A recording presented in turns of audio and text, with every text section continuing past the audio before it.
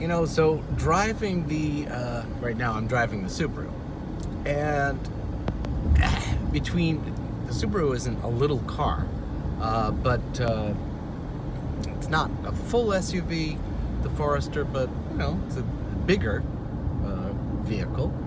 But compared to the Ford, the truck, it feels like I'm like riding on the ground in a little sports car. It's more comfortable, I'll give you that. But when you're in the truck, it's like you're looking down like this. My sister would like that.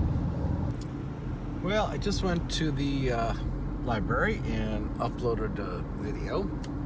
And while I was there, I'm looking for windows because I know what I'm getting for windows for the house, or what we're getting. They're going to be Marvin windows, and they're it's not really a fiberglass, but it's like a fiberglass on the outside and wood on the inside.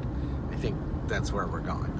But there's different sizes and also different types. You know, some are going to be double hung, some might be awning ones, like in the coffee shop I may have them just up high. In the bathroom might be, you know, awning ones that are just high, so it's sort of private in the bathroom, but you could have light come in and all that kind of stuff. So there might be 2 of those up a little higher. And then I also looked, because we're going to have to do that pretty soon too, is I looked for garlic to plant for this fall. And most of the garlic is been back ordered till about mid-September, which is, I guess, okay. Except that I've got to probably get on that, because by the time you order it, if, you know, it's already been back ordered and people are buying and buying. But roughly, seed garlic is roughly about $20 a pound. And depending on the variety you get, you know, each bulb, I think you get 5 to 7 bulbs makes a pound, and each of those bulbs has 4 to 7 cloves in it. So what you do when you plant garlic is you crack them all open and say there's 7 in there. You put the 7 garlic bulbs in the ground in the fall, usually right before you get a good freeze. You know, it's the end of the season kind of thing. And then you cover them all up and you put straw on top of them, and you wait till spring. And in spring, what you do is they'll just pop up sort of like tulips do. And they need that cold period, which is why you can't grow garlic like in the Bahamas. It doesn't have a freeze period. And then once it has that cold period, she comes up in the spring, and then usually late June, maybe July, the latest, it puts up this wiggly, squiggly thing called a scape. And the scape is like the flower. And you have to go around to all the garlics and snap off the scapes. If you don't snap off the scapes, then the plant starts to put energy towards the flowering, you know, to the seed to reproduce, versus the bulb. And what we want is the garlic. So you cut off the scape, and you can use the scape, you can fry them up. They're very good. They've got the garlic flavor. And the scape is just filled with little tiny garlic seeds. You can actually make garlic from those. It takes years, but you can make garlic from those. And then you wait a little bit longer, you keep checking them, and what you're looking for in the garlic is you want to make sure the garlic bulb hasn't started to open up, because as it starts to open up, then the only thing it's really good for is seed garlic. And if you keep using the same seed garlic over and over, it diminishes the size of the plants. So you really need to get new seed garlic on a yearly basis. So those are some of the things I was doing.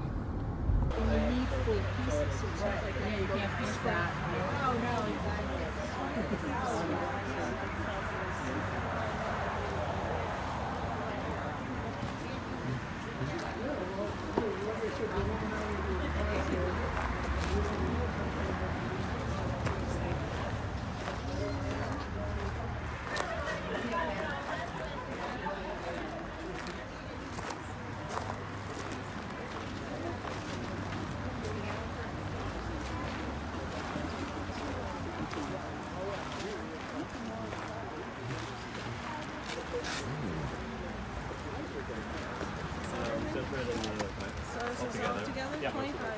Would you like a bag for that stuff?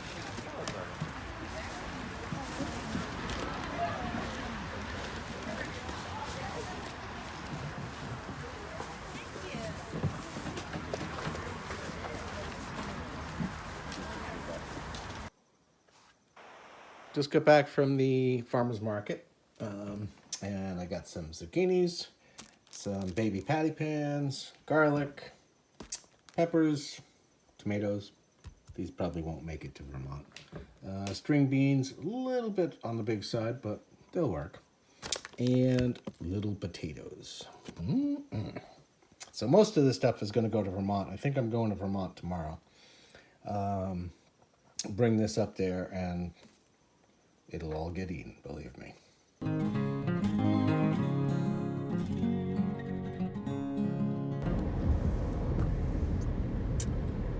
Yep, it's that kind of a day. It's been like a drizzly whatever, you know, nothing real rain to do any good, but just that kind of a day. But I gotta head out, gas up the Subaru. I'm gonna head back to Maine tomorrow, and nope, sorry, wrong, confused. Sometimes it's hard to remember where you are. I'm in Maine. I'm going back to Vermont. I'm gonna bring the Subaru because that way, I think this is the last week before one of our grandkids goes back to school. I don't know, we'll try to do a few things. I've got a dentist appointment this week, and supposedly the footing for the house is gonna go in this week. So we'll be able to do things with the kids if the weather cooperates. It doesn't look like a great week, but we'll try to figure out something. And hopefully all that comes together, and then we'll be back to Maine some point in the latter part of the week, because I've got stuff I've got to get done over here. I have to get a suit, like a real suit.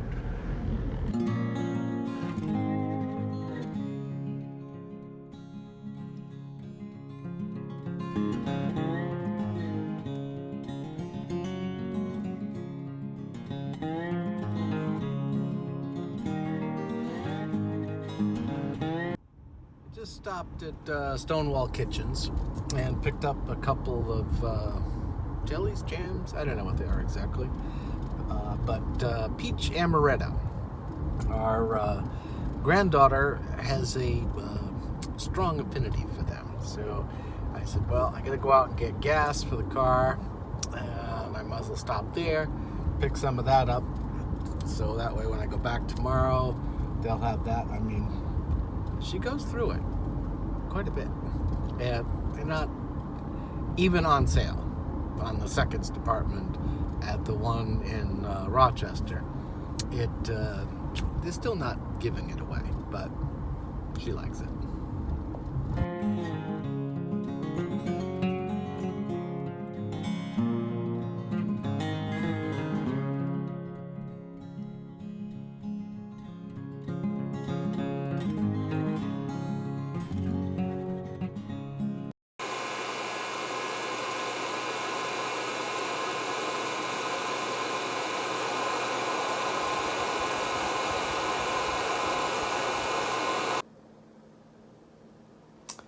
What you're looking at is 2 cups of coffee, in case you didn't realize that. And these 2 cups of coffee are the exact same coffee, both made in AeroPress, but this one over here was made using one method and one grind type, and this one over here, this side, was made with a different grind type, and the taste between the two is night and day. Same water, same coffee, just different process, different taste altogether. This one here, I don't know who would like this one. This one here, absolutely delicious. So we're going to have to discuss this a little bit more as to how you do your coffee and what it's going to do to change the taste of how that ultimately comes out.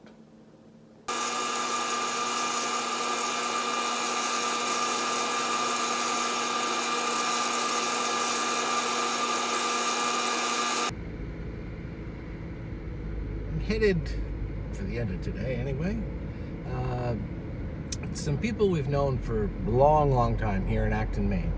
They have this thing, they love to grow sunflowers, so they have this thing called a sunflower social. And usually Sid and I go, but Sid's in Vermont helping out with kids and all that kind of stuff. So I'm headed over there. It's usually like a potluck, and I didn't bring anything for the potluck part. But there's people we see every year, and hopefully this weather holds off and we don't get any fun rain.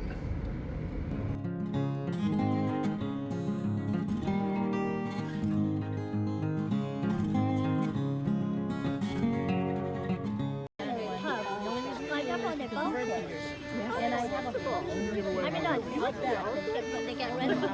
And the people used to last him and Gary. I love the olive Canon. Oh, well, Jen was. I got that last time. Yeah.